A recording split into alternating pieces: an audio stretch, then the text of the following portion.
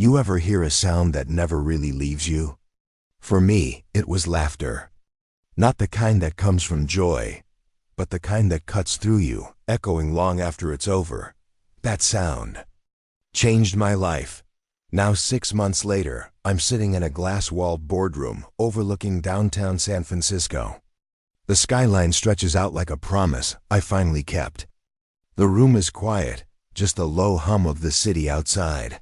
Across the table sits Madison Hart, her hair pulled back, her face composed, but her hands shaking slightly. The logo on the folder between us gleams under the light, her company's logo. The same company she built by laughing at mine.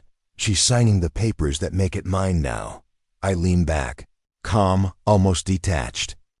It's strange. You wait years for a moment like this, imagining how sweet it'll feel. But now that it's here, I just feel quiet, peaceful. Still, I can't help but think, how did we get here?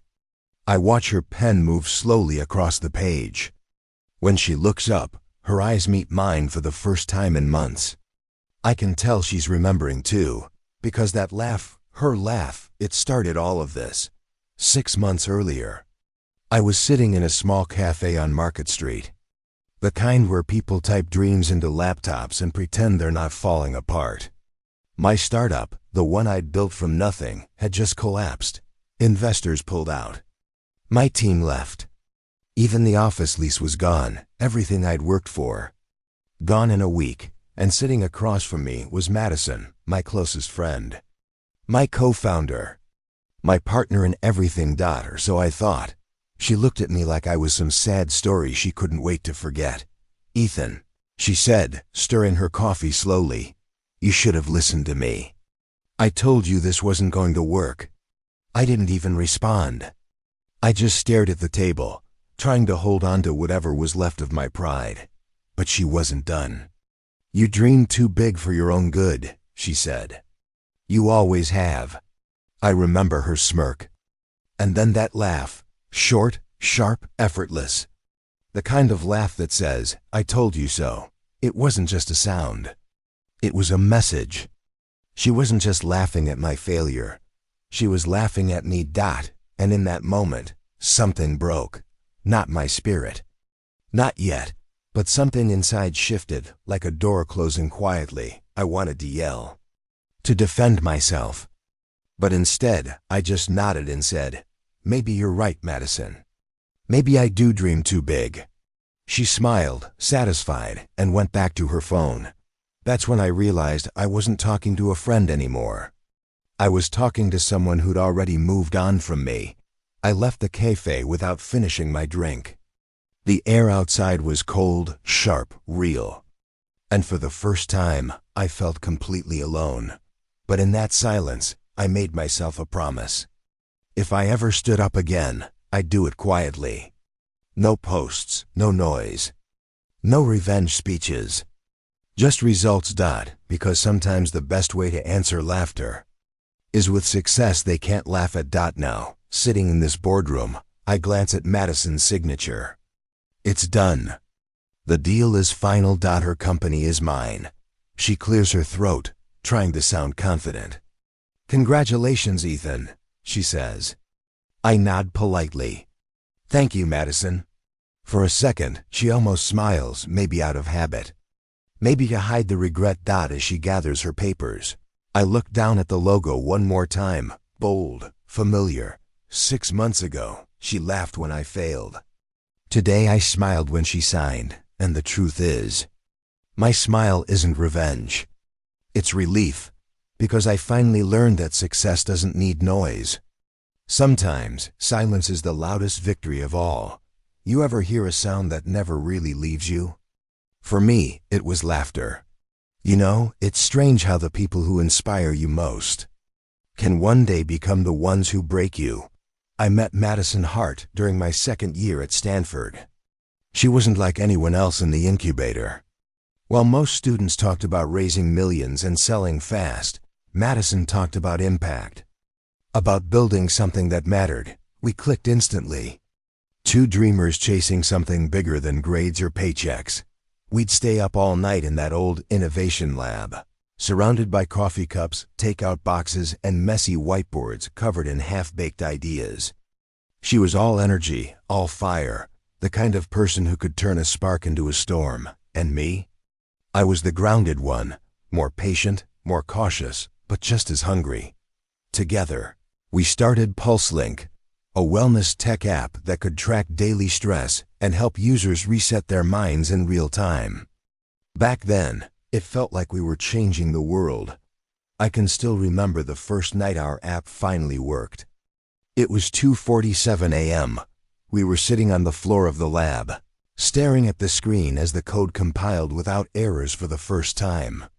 Madison jumped up, threw her arms around me, and shouted, "We did it, Ethan. We're going to make it." I laughed. For once, I believed her completely. We were partners, equals, friends who'd found their rhythm. Every morning, we'd meet at a local cafe near campus, caffeine-fueled, exhausted, but full of ideas. She'd pitch wild features. I'd write the logic to make them real. We disagreed often, but it was always with passion, never pride. At least. In the beginning, when our prototype started getting traction, everything changed. Suddenly, we weren't just two dreamers in a lab, we were the next big thing. Investors started calling. Local press picked us up. And Madison. She loved it. She started dressing sharper, talking faster, staying glued to her phone. Every time we got a mention online, she'd send me the link with a single line. "Look, we're blowing up." At first, I was proud of her. She had earned it. But soon, I realized something. Her excitement wasn't about what we were building anymore. It was about how it looked. She started focusing on interviews, brand colors, influencer marketing, things I didn't even think we needed yet. When I questioned her, she laughed and said, "Ethan, this is how real founders think. Investors don't care about the code, they care about the story." I didn't argue. Maybe she was right. Maybe I was just being too cautious. But then came the moment that changed everything. We had a meeting scheduled with a big VC firm in Palo Alto. It was supposed to be the biggest opportunity of our careers. I spent weeks preparing the tech demo, making sure every number, every feature was solid. When I walked into that room, though, Madison was already there, mid-pitch.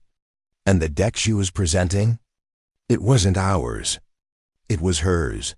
She had changed everything, the name, the design, even the business model. All to make it sound sexier for the investors. I stood there, frozen, as she spoke like I didn't even exist. She smiled at me briefly during her pitch, that same confident smile I used to admire. But this time, it didn't feel inspiring. It felt like I'd just been replaced. The meeting ended with applause. Investors seemed interested. Madison looked radiant, and I just felt invisible. That night I sat alone in the same cafe where we used to dream. The walls felt colder, the noise louder. I realized something I didn't want to admit.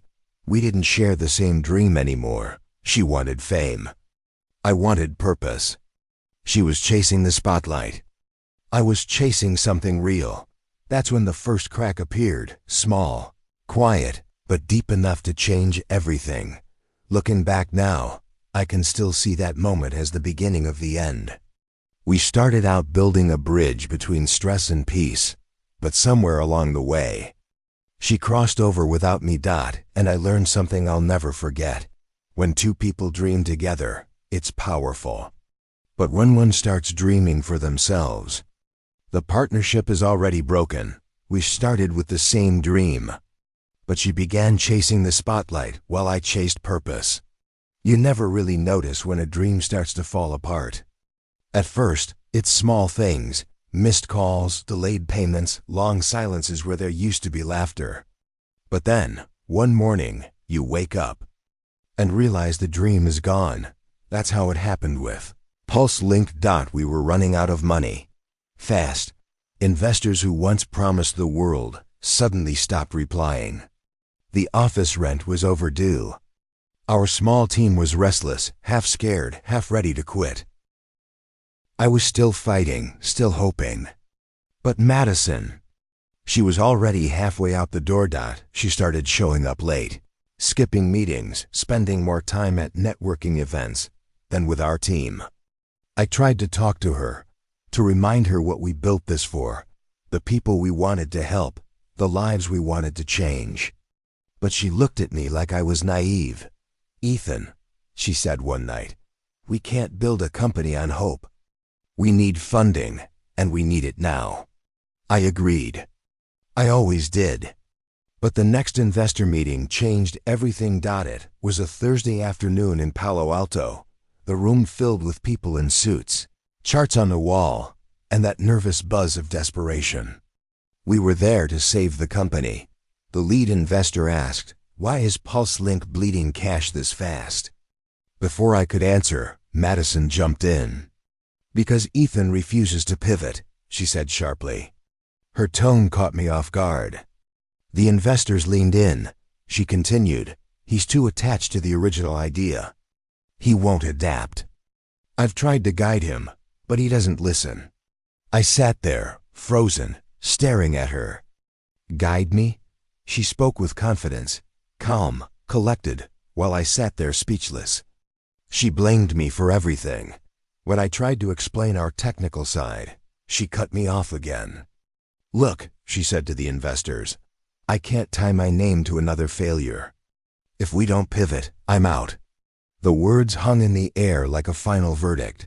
The meeting ended in silence. No handshakes. No smiles. As we left, she didn't even look at me.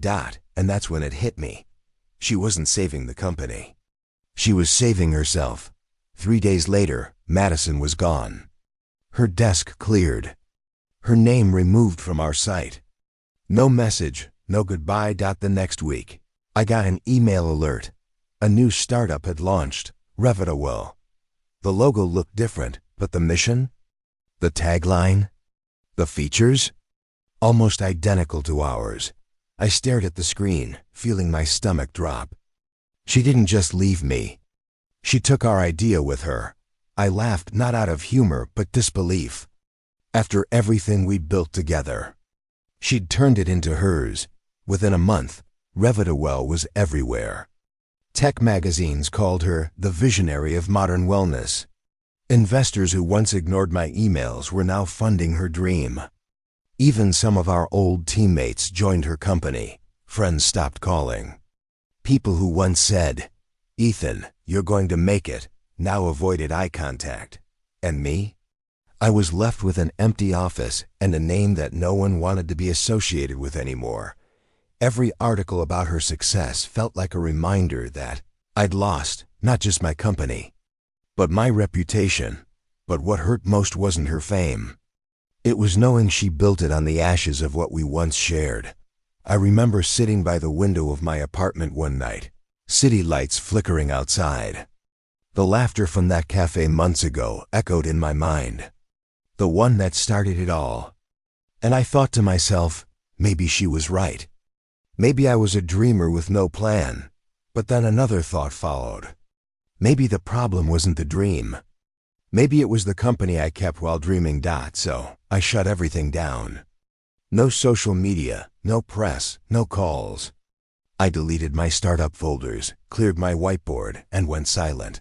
Not out of defeat, but preparation. Because sometimes to rebuild yourself, you first have to disappear. It wasn't failure that broke me. It was her success, built from my ashes. And that night, as the city slept, I made myself one quiet promise. She may have taken my idea, but she would never own my comeback. You ever hit that point where everything feels lost, yet something inside you whispers, "Not yet"? That was me. After Madison's betrayal, after PulseLink collapsed, my life went silent. No meetings, no investors, no more headlines, just me.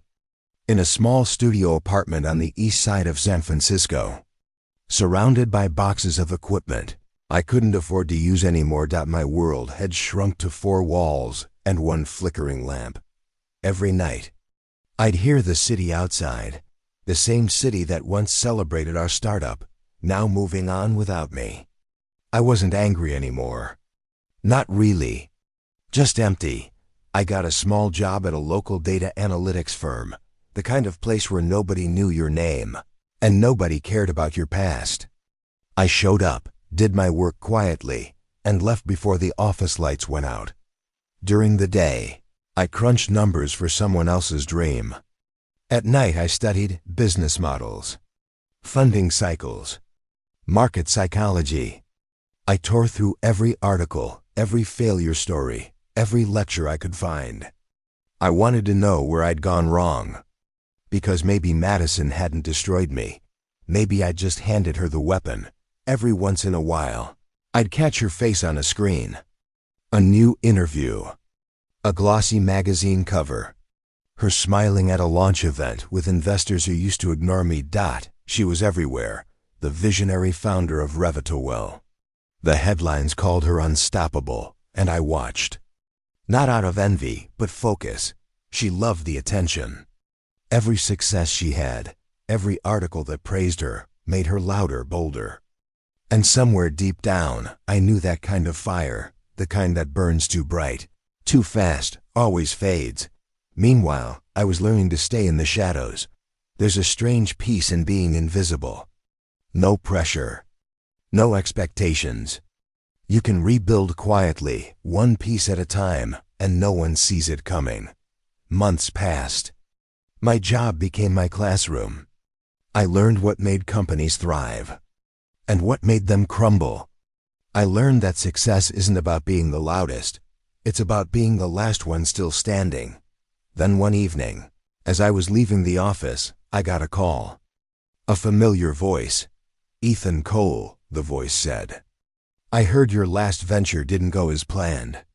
But I also heard you're not the type to stay down." It was Dr. William Hartman, my old mentor from Stanford. The man who once told me, every failure is just data for your next success. We met the next morning at a small diner near the pier. He looked older, calmer, the same sharp eyes though. I told him everything.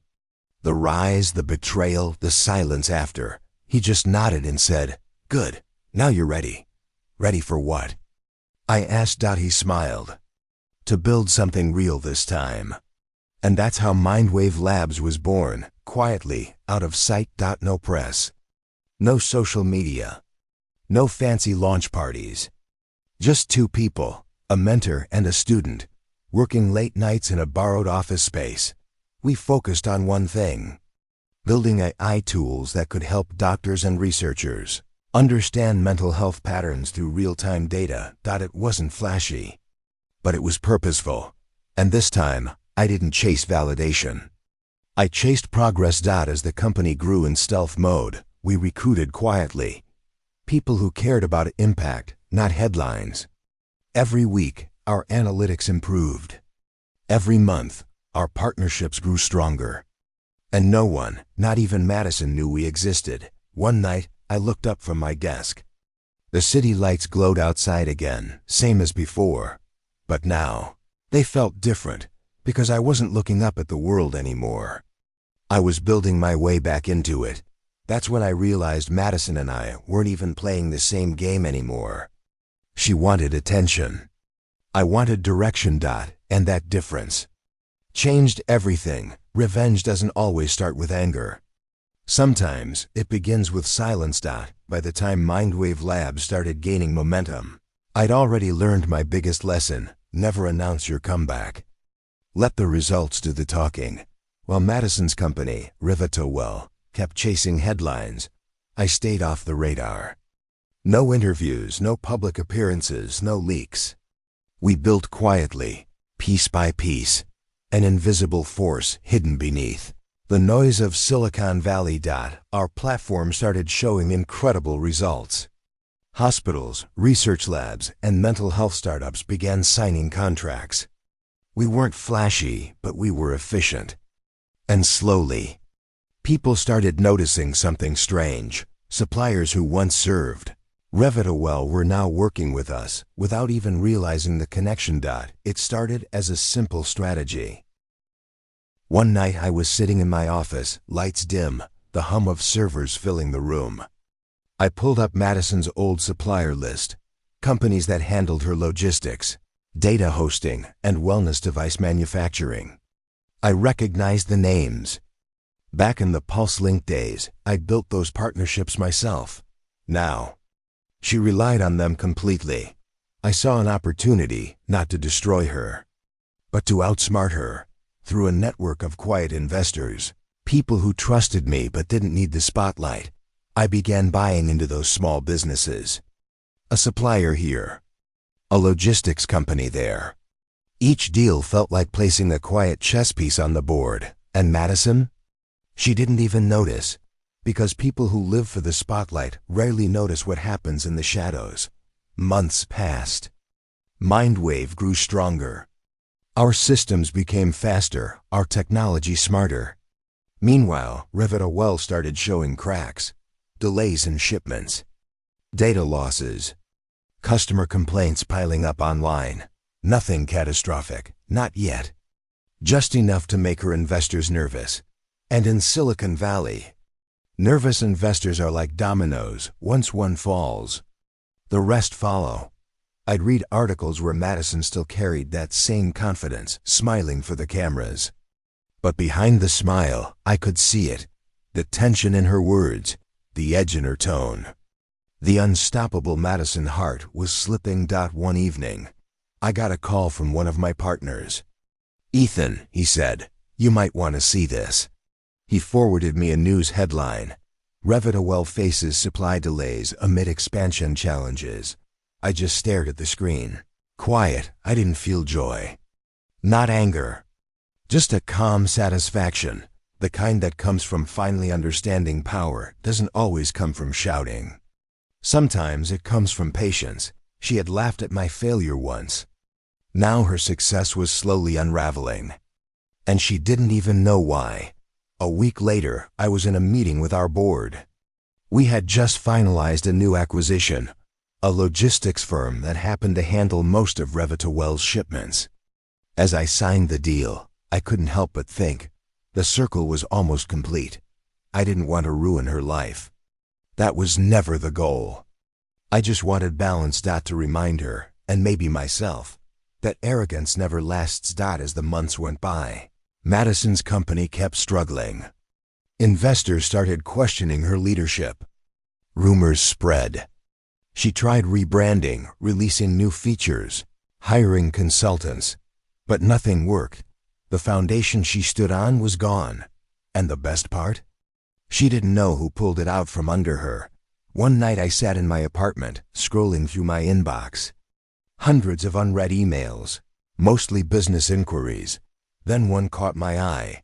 The subject line read, "Urgent Partnership Proposal, Madison Hart." I opened it slowly. Her words were polite, professional, desperate.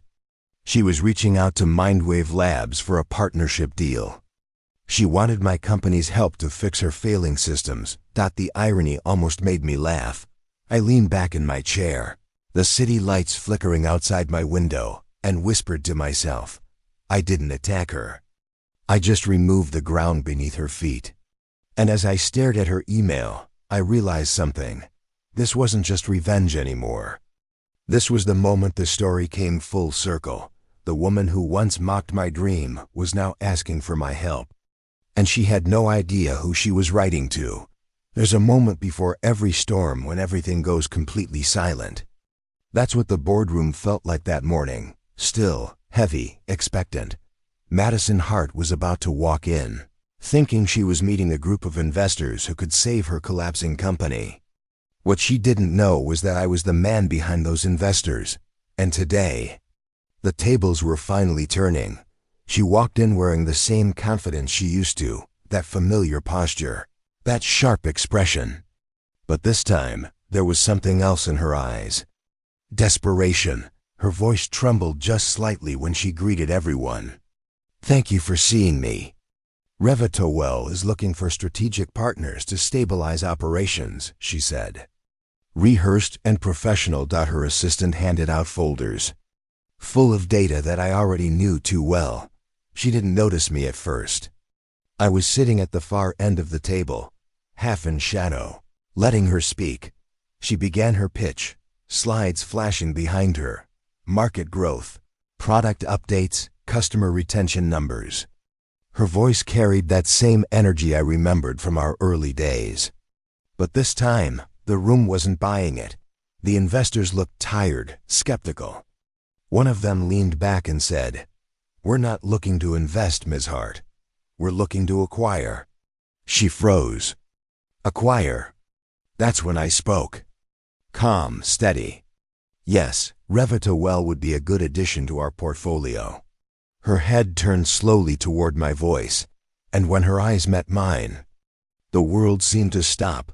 Her lips parted slightly, shock, disbelief, a hint of fear.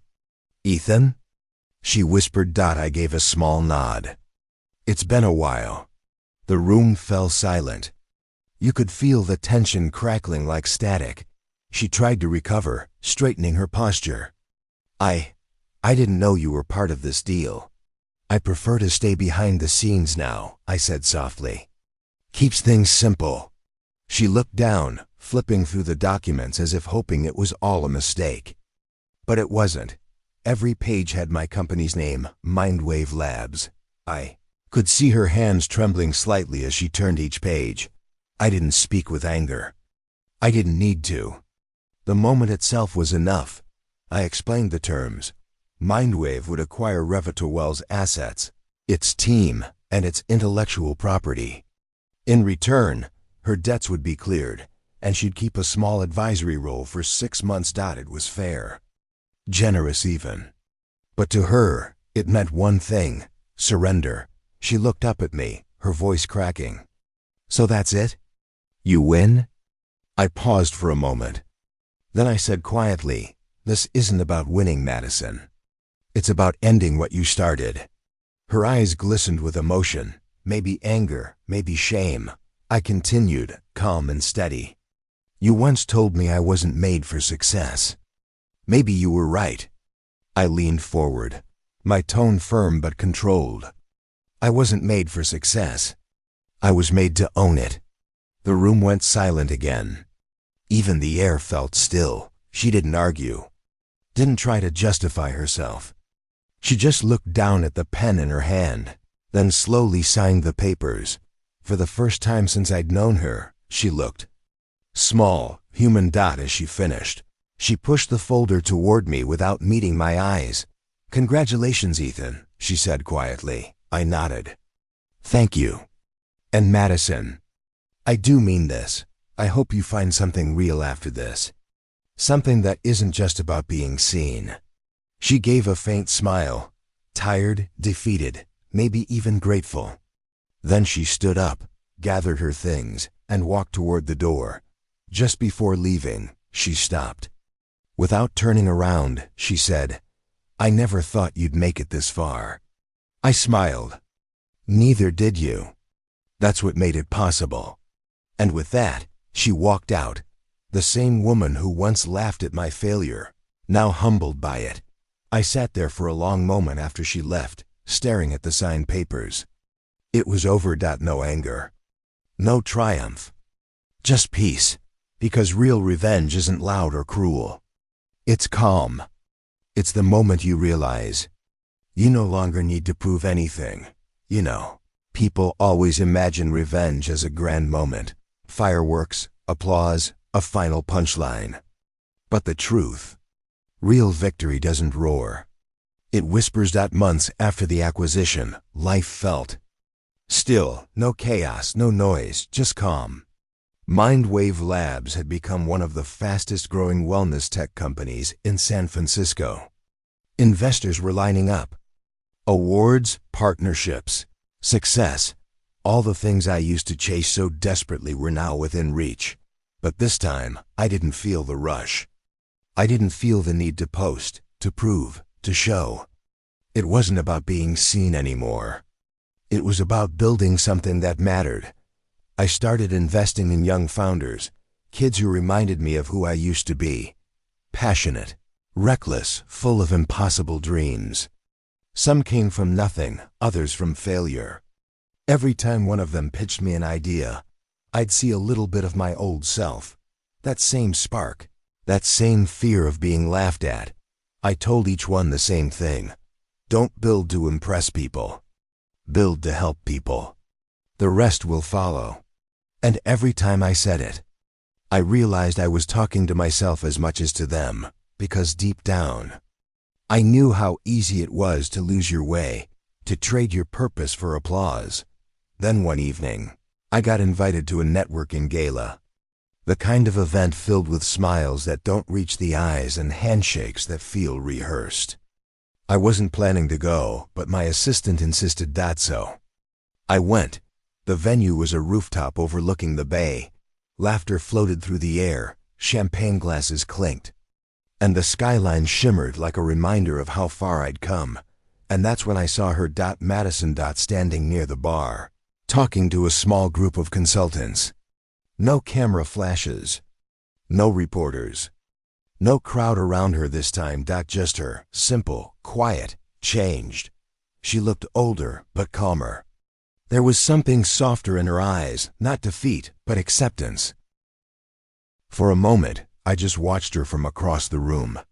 Memories flooded back, the cafe, the laughter, the pain, the years in silence. But strangely, I didn't feel anger. I didn't feel pity either. Just understanding. She caught my eye across the crowd. For a second, neither of us moved. Then she gave a small nod, subtle, genuine. I returned it. No words. No bitterness. Just a quiet exchange between two people who had finally learned what it means to let go. And that was enough. I left the event early, stepping out into the cool night air. The city lights reflected off the water below, and I thought about everything. The journey, the loss, the rebuilding, the silence. Funny how life works. 6 months ago, her laughter haunted me. Now it didn't echo anymore, because it wasn't about proving her wrong. It never really was. It was about proving to myself that I could rise, not out of spite, but out of strength. I got into my car, rolled down the window, and smiled as the wind hit my face. For the first time in years, I felt light. I thought revenge would feel like victory. But it felt like peace, and in that moment, I understood something that no business book or mentor had ever taught me. Success isn't about what you take from others. It's about what you build when no one believes in you.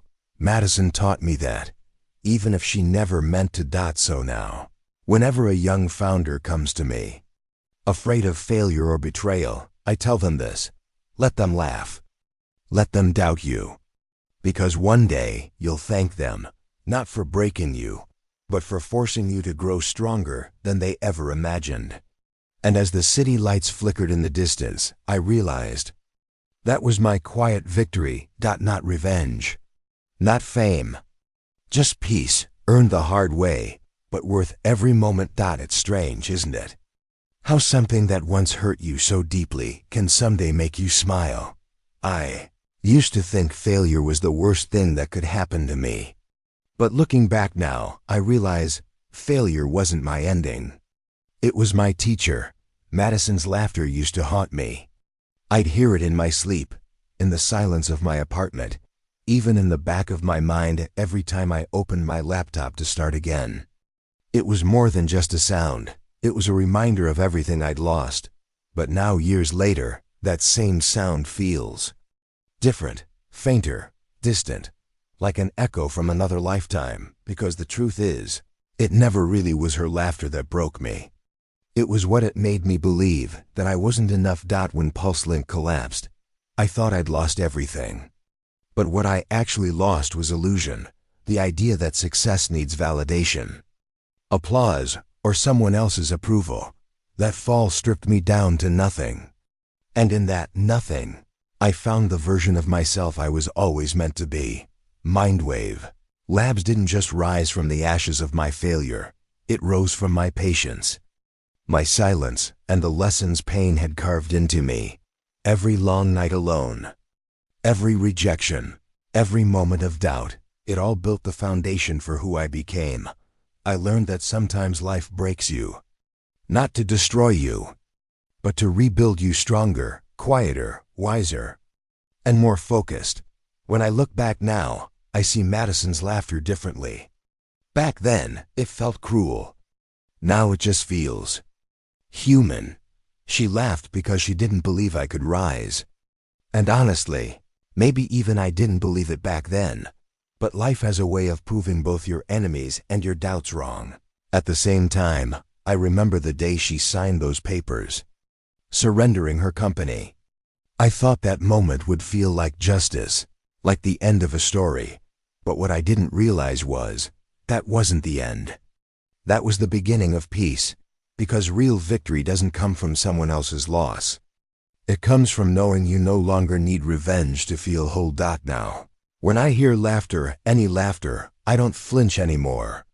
I smile, because it reminds me of how far I've come. How something that once tore me apart became the very reason I rebuilt myself. If you asked me what the greatest lesson in my life has been, I'd tell you this. You don't rise when the world believes in you. You rise when it sends single quotes. Madison once laughed when I failed. But that laughter became fuel, the sound that pushed me to stay up another hour, learn one more skill, take one more chance. And when I finally made it, when the noise around me faded into calm, I realized I didn't want her apology. I didn't need her recognition, because the best revenge isn't destroying someone else's dream. It's proving that yours was worth believing in all along. So now, whenever I stand in front of new entrepreneurs, people who are scared to fail or afraid of being mocked, I tell them one simple thing: don't run from the laughter. Remember it. Let it echo.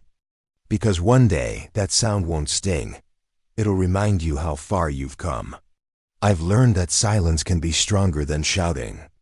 Grace can be sharper than revenge. And peace is the loudest success of all. Her laughter once broke me. Now it reminds me that sometimes what hurts you most becomes the reason you rise. And maybe that's what life is all about. Turning the echoes of your pain into the music of your purpose. And that was my story. A story about failure, betrayal, and the quiet kind of revenge that doesn't destroy, it rebuilds. If this story moved you, don't forget to like, share, and subscribe for more powerful tales of justice, heartbreak, and redemption. Because sometimes, the sweetest victory isn't shouting that you won. It's smiling, knowing you did. Stay strong. Stay patient. And remember, success is the quietest revenge.